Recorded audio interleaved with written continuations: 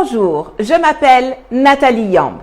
Aujourd'hui, je suis en compagnie de Frantz Fanon, auteur de cette belle citation que j'ai sur mon t-shirt qui dit que chaque génération doit, dans une relative opacité, découvrir sa mission, l'accomplir ou la trahir.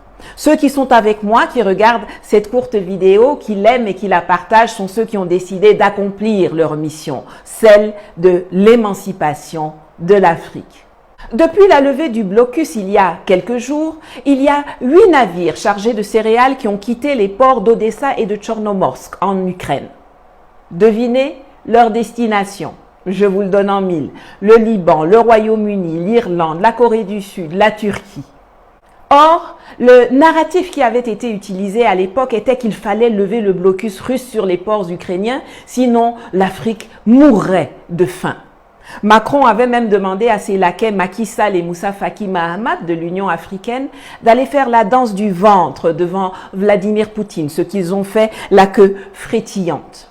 Le président de la Fédération de Russie ne s'y était naturellement pas trompé et avait même donné un cours gratuit de géopolitique très humiliant à nos deux lascars. Vous savez que j'ai toujours dénoncé avec véhémence ce narratif mensonger que les Occidentaux répètent à chaque fois qu'ils sont dans drap.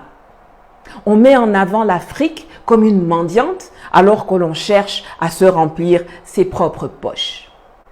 Quand ils ont eu besoin de cash au mois de juin 2021, ils ont prétendu que les droits de tirage spéciaux du FMI, les DTS, étaient pour nous, alors qu'en réalité, sur les 650 milliards de dollars, seuls 5% ont été attribués à l'Afrique, soit 34 milliards de dollars. Le reste, 616 milliards de dollars, est allé joliment dans les poches des si généreux occidentaux.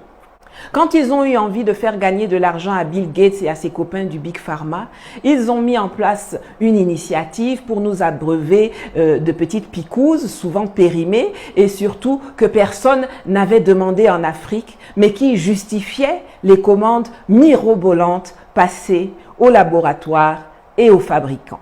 Quand ils se retrouvent en manque de céréales à cause des imbéciles sanctions qu'ils ont prises à l'encontre de la Russie, ils plaident la levée du blocus en disant que c'est pour sauver ces pauvres Africains de la famine. Alors que la dernière fois qu'on a vérifié, non seulement on s'en fout de leur blé, puisqu'on a nos manioc, mil, sorgho, fonio, igname, etc., mais également on a beau chercher sur la carte de l'Afrique, on n'y voit pas de pays dénommés Royaume-Uni, Liban, Turquie, Irlande, Corée du Sud. Africains. Chaque fois que vous verrez des Occidentaux, que ce soit un État, des hommes politiques et même une organisation supranationale, dire qu'ils font quelque chose pour vous aider, sachez qu'ils mentent comme des arracheurs de dents. Ils ne font jamais rien pour vous. Ils ne feront jamais rien pour l'Afrique. Ils mangent tout le repas, ils se goinfrent, ils s'empiffrent en nous balançant quelques miettes. Arrêtons de fonctionner avec eux. Nos solutions sont dans nos propres rangs, en Afrique et ailleurs dans le monde, et il est vaste. Vous verrez, on vit mieux chez nous sans eux. À bientôt.